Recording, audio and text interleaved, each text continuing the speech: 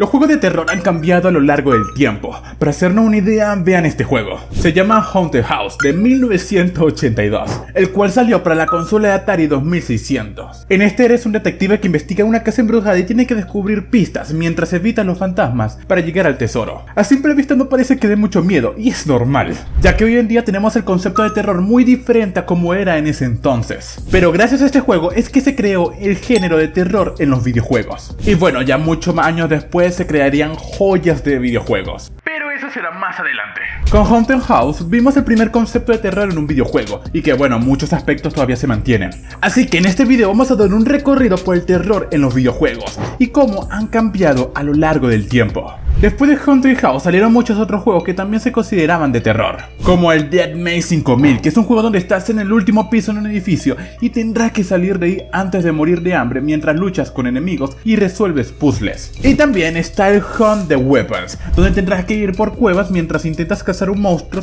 teniendo cuidado con los agujeros. También podemos encontrar el Haunted House de Atari, y bueno, no me estoy repitiendo. Literalmente este juego se llama igual que el primero que mencioné, pero no es el mismo. En este tienes que explorar una mansión embrujada mientras buscas piezas de una urna mientras escapas de monstruos. Totalmente distinto.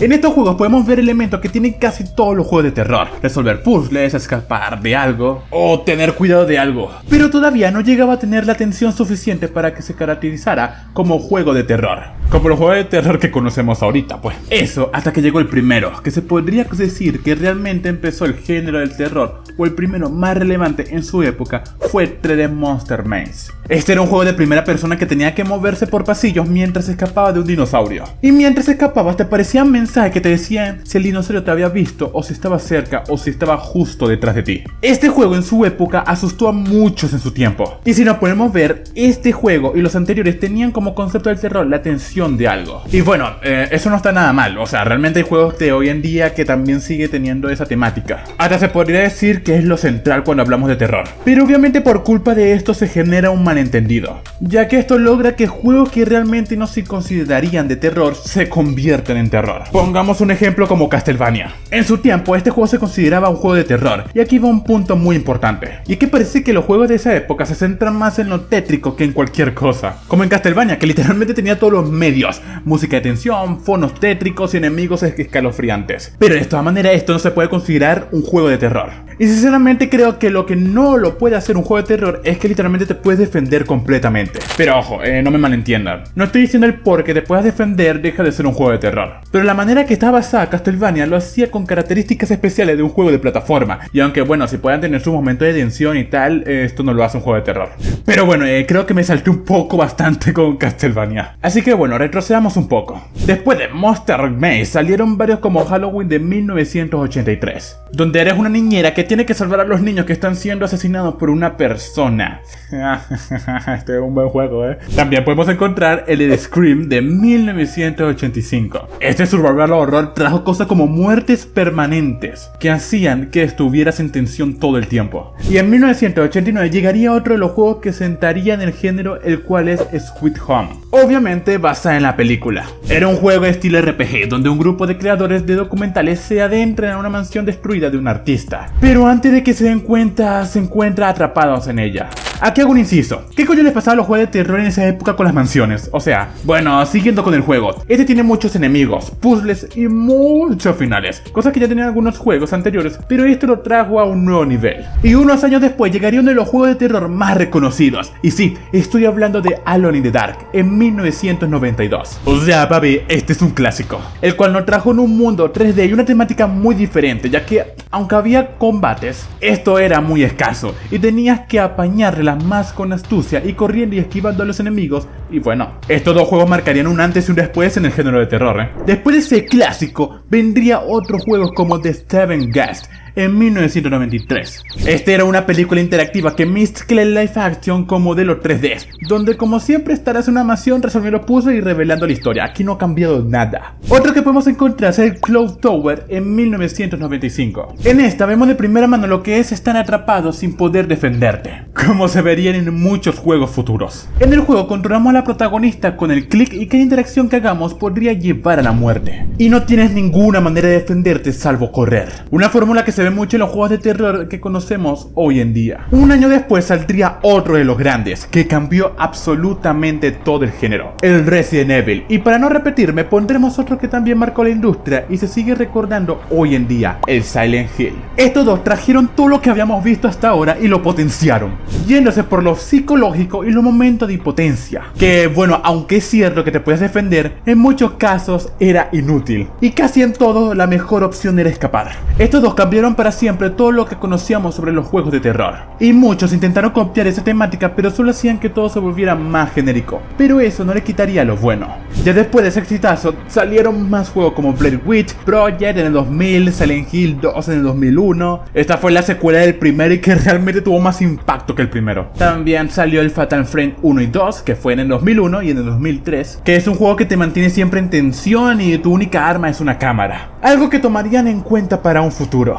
Y bueno, obviamente tampoco podemos dejar de lado el Resident Evil 2 y el Resident Evil 4, que bueno, otro que se mantiene firme en los corazones. Y bueno, papi, ya va, ¿cómo olvidarnos del Resident Evil 13? O sea, tensión absoluta con el bendito Nemesis atrás. Y en unos años saldría Dead Space en 2008, otro mítico del género del terror. O sea, en ese título estamos en una constante tensión al no saber qué criatura nos encontraremos al dar el siguiente paso. Literalmente estamos perdidos, varados en el espacio en una nave donde hay 500 criaturas desconocidas. O sea, y si sobrevivíamos a eso, en el 2010 llegaría el próximo gran salto, con Amnesia The Dark Descent. O sea, este juego no solo nos hacía sentir impotencia. ¿Por qué? Porque no nos podíamos defender, sino que todo era en primera persona, haciéndonos sentir mucho más terror al sentir que éramos nosotros mismos los que estaban ahí. También está el medidor de cordura que te hacía todo más complicado. Y bueno, aunque esta no era la primera vez que se veía, la primera vez fue con Eternal Darkness Sanity Arkham, que curiosamente salió para la GameCube. Y aunque no estemos acostumbrados a que Nintendo no haga este tipo de juegos, este fue uno muy bueno. Y como mencioné anteriormente, este traía un medidor de cordura increíble que te hacía pensarte más de una vez que se dañó tu consola, ya que cuando perdías cordura el juego se movía solo y hasta podía mostrarte cómo se borraba la partida. Y así siguieron saliendo grandes títulos como el mítico Slenderman, que te hacía buscar páginas en medio de la oscuridad mientras escapabas de un tipo que te perseguía. Pero sí, amigos, llegamos a 2013. Este año salió varios juegos, pero salió un juego que se te viene a la mente cuando se habla de juegos de terror. Sí, queridos amigos, hablamos del juego de terror proclamado como un juego de terror que caga y moja. Bueno, o sea, ensucia interiores. Sí, mis queridos amigos, llegamos a